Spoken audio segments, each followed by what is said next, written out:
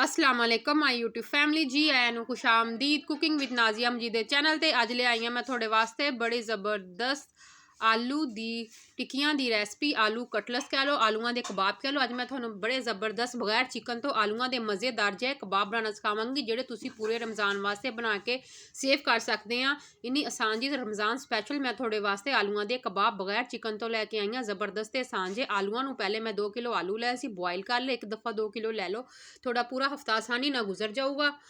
आ देखो जी मैं लै लिया सी इन्हों बॉयल कर लिया, रफली कटिंग करके इन्होंने मैं बॉयल कर लिया सी, छिलके उतार के हुण मैं इन्हों चंगी तरह कर लाँगी मैश करन तो बाद मैं थोड़ा अगला स्टैप दसांगी असीं किहड़े स्पाइसिस डालने आ इहदे अंदर। इन्नी आसान ते मज़ेदार जी रेसिपी है जिहड़ी अज मैं थोड़े नाल शेयर करन लगी हाँ आलूआं दे कबाब दी बगैर चिकन तो। सब तो पहले मैं दिन डालांगी साबत जीरा। तुसी हमेशा याद रखना वा जदों तुसी कोई चीज़ फ्राई वाली बनानी आ तो तुसी उहदे अंदर साबत जीरा लाजमी डालना वा क्योंकि ये साडे हाजमे नू बहुत ज़्यादा दुरुस्त करदा वा, सानू हजम करने च मदद दिंदा बहुत ज़्यादा। तो हुण असीं डालांगे इहदे अंदर अजवाइन, दूसरी सैकेंड ते जीरे तो बाद डालांगे अजवाइन। एक चुटकी अजवाइन दी लै लो, चंगी तरह मसल के हाथ दे उत्ते उहदे अंदर डाल दो। ये 2 चीज़ां तुसी लाजमी डालियां वा क्योंकि जदों तुसी फ्राई चीज़ां या ऑयली चीज़ां खाने आ तो थोड़ी सेहत नूं थोड़ी जिहा नुकसान पहुँचानियां वा। अगर तुसी ये चीज़ां डालोगे थोड़े हाजमे च बहुत ज़्यादा मदद मिलूगी थोनों। आ मैं डालिया एक अदद टमाटर बारीक कटिया होया, बीज निकाल के मैनू कटिंग कर लिया सी, बीज रिमूव कर दिते सी। मैं डाल रही 2 सब्ज़ मिर्चां, 2 सब्ज़ मिर्चां मैं लईआं, इन्हां दे भी बीज कढ़ के इन्हां मैं कटिंग बारीक बारीक कर लिया सी रफली। हुण मैं डाल रही हाँ इहदे अंदर प्याज बारीक बारीक चॉप करके रखे हुए सी, एक अदद प्याज मैं लिया सी। इहदे अंदर डाल रही हुण मैं धनिया, सारे स्पाइसिस मैं इहदे अंदर जेड़े सब्जियां वाले वैजीटेबल स्पाइसिस सी वो डाल दिते आ। हुण मैं डालांगी इहदे अंदर दूसरे स्पाइसिस, चिली, नमक। सब तो पहले मैं डालांगी इहदे अंदर 1 चम्मच नमक दा भर के ते 1 चम्मच ही मैं इहदे अंदर डालांगी तकरीबन बारीक पीसी हुई सुरख मिर्च यानी रैड चिल्ली दा पीसी हुई दा। इन्नी आसान जी रेसिपी है जिहड़ी अज मैं थोड़ी रमज़ान स्पैशल वास्ते लैके आई हाँ कि तुसी बना के एक बारी बना के सेव कर लो तो बार बार थोनों बनाने की झंझट नहीं होगी। एक तो पौना चम्मच मैं डाले इहदे अंदर चाट मसाले दा जिहड़ा इहदा लज़त कर दूगा दुबाला। चंगे तरीके नाल कर लांगे आपां इहनूं मिक्स। आ देखो इदा आप ला लांगे किन्ने ज़बरदस्त अपने मज़ेदार चटपटे जे आलूआं दे कबाब बन गए। रोज़े अफतारी वास्ते बहुत ज़बरदस्त है, हैल्दी भी आ रेसिपी क्योंकि जदों असीं आलू बॉयल करके इस्तेमाल करते हैं कि आलूआं दे जिहड़े अंदर गैर जरूरी मादा हुंदा वा वो खारिज हो जाता वा इहदे अंदरों। तो बिल्कुल आलू साढ़े को बादी तो बगैर जिन्हों कहते कि आलू खा लो तो बादी हो गई, आलू बाए बादी इहदी बाए बादी खत्म हो जूगी आलूआं दी। तो हुण ये कटलस बिल्कुल साड़ी सेहत वास्ते दुरुस्त आ। सब तो जिहड़ी इहदे अंदर असीं अजवैन ते जीरे दा इस्तेमाल किया वा वो बिल्कुल इहनूं हजम करने साड़ी मदद करूगा।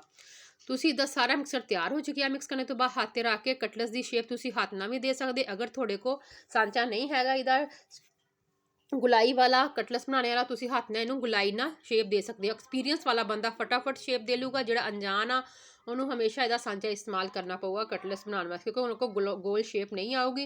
तुसी बिल्कुल इक्को जिहा गोल गोल कटलस बना के आलूआं दे कबाब यानी कटलस भी कह सकते हैं, आलूआं दे कबाब भी कह सकते हैं, आलूआं दियां टिक्कियां भी कह सकते हैं।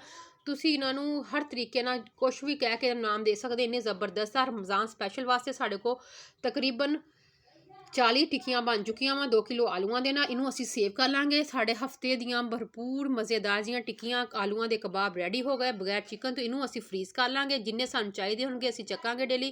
अंडा लगा के इन्हां नूं फ्राई करके अफतारी च इस्तेमाल कर लांगे। ये बिल्कुल नहीं खराब होणगे, तुसीं इनू फ्रिज दे अंदर सेव कर सकदे आ। मौसम हले बिल्कुल अच्छा वा, रमज़ान दे विच भी मौसम ठंडा रहूगा, इन्ना गर्म नहीं होना।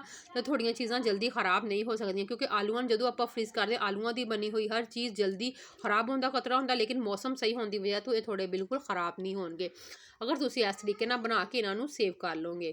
इन्ने आसान ते ज़बरदस्त जी रेसिपी है जिहड़ी अज मैं तुहाडे नाल शेयर करन लगी हाँ आलूआं दे कबाब दी रेसिपी, मज़ेदार ते यमी जी। हुण डालांगी देखो जी तवा मैं रख लिया वा उपर ते ऑयल मैं डाल लिया सी इहदे अंदर।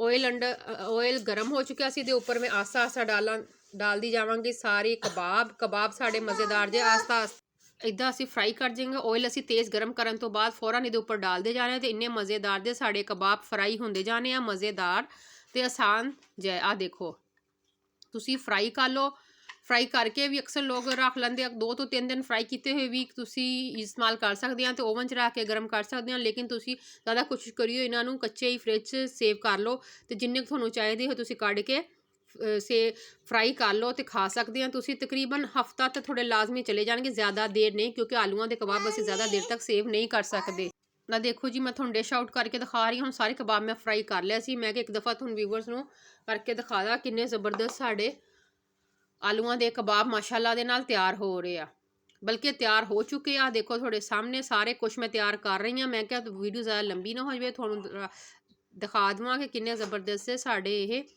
ਅਫਤਾਰੀ ਵਾਸਤੇ ਚਟਪਟ ਦੇ ਵਿੱਚ ਮਜ਼ੇਦਾਰ ਜੇ ਕਬਾਬ ਤਿਆਰ ਹੋ ਚੁੱਕੇ ਆ, ਜਿਹੜੇ ਤੁਸੀਂ ਸੇਵ ਕਰਕੇ ਡੇਲੀ ਦੇ ਡੇਲੀ ਮਿਹਨਤ ਕਰਨ ਦੀ ਬਜਾਏ ਇੱਕ ਦਫਾ ਮਿਹਨਤ ਕਰਕੇ ਬਣਾ ਕੇ ਰੱਖ ਲਓ ਤੇ ਸਾਰਾ ਹਫਤਾ ਇਸਤੇਮਾਲ ਕਰ ਸਕਦੇ ਆ ਆਸਾਨੀ ਨਾਲ। ਮਜ਼ੇਦਾਰ, ਕ੍ਰਿਸਪੀ, ਕਰੰਚੀ ਤੇ ਅੰਦਰੋਂ ਬਹੁਤ ਜ਼ਾਇਕੇਦਾਰ। ਚਿਕਨ ਤੋਂ ਬਗੈਰ ਅਸੀਂ ਅੱਜ ਮਜ਼ੇਦਾਰ ਜੇ ਆਲੂਆਂ ਦੇ ਕਬਾਬ ਬਣਾ ਲਏ ਆ। ਤੁਸੀਂ ਮਹਿਮਾਨਾਂ ਨੂੰ ਵੀ ਪੇਸ਼ ਕਰ ਸਕਦੇ ਆ। ਰੋਜ਼ਾ ਅਫਤਾਰ ਕਰਾਓ ਕਿਸੇ ਦਾ ਤਾਂ ਵੀ ਬਣਾ ਕੇ ਤੁਸੀਂ ਪੇਸ਼ ਕਰ ਸਕਦੇ ਆ। ਇੰਨੇ ਜ਼ਬਰਦਸਤ ਤੇ ਆਸਾਨ ਜੀ ਰੈਸਪੀ ਆ ਜਿਹੜੀ ਅੱਜ ਮੈਂ ਤੁਹਾਨੂੰ ਆਲੂਆਂ ਦੇ ਕਬਾਬ ਦੀ ਤੁਹਾਡੇ ਨਾਲ ਸ਼ੇਅਰ ਕੀਤੀ ਆ। ਬਹੁਤ ਸਸਤੀ ਤੇ ਮਜ਼ੇਦਾਰ ਜੀ। ਅੱਲਾ ਹਾਫਿਜ਼।